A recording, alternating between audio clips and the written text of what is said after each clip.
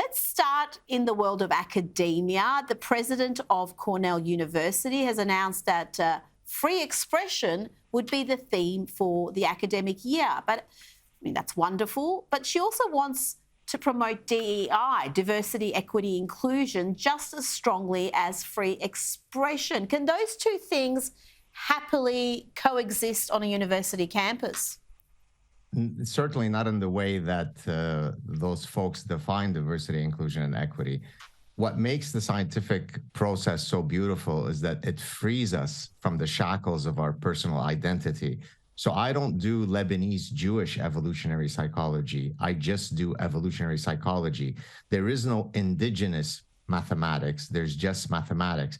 That's why the scientific method is the great epistemological democratizing force that it is. And so, no, you can't have the scientific method. You can't have meritocracy. You can't have freedom of speech as long as the diversity, inclusion, and equity cult is moving forward. Well, Cornell is one of your old universities. You have been there, you've seen it firsthand. I'm sure it's changed a little bit since your time there. But what sort of impact are these DEI strategies and philosophy really having on university campuses? And is there a way we can undo some of that damage, or is the rot too deep now?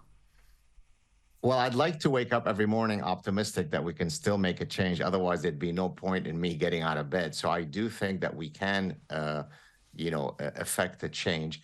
But look, the rot, as you say, is everywhere. So, for example, I have taken the very regrettable decision of not to apply for the next round of scientific grants because I can't bring myself, Rita, to fill out those diversity, inclusion, and equity statements. I would feel that I would be a fraud. I would be inauthentic. How could I, from this side of my mouth, rail against all the nonsense of diversity, inclusion, and equity? And yet when it comes to my careerist advancement, then I play along. And so here I am, a professor for nearly 30 years who's, published a lot, who's been very productive, who I've taken the willful decision of not applying for a grant because of diversity, inclusion, and equity. So now take my situation, multiply it by 100,000 different ways, and you get a complete cancerous rot. It's grotesque, and I hope that we'll be able to defeat it soon.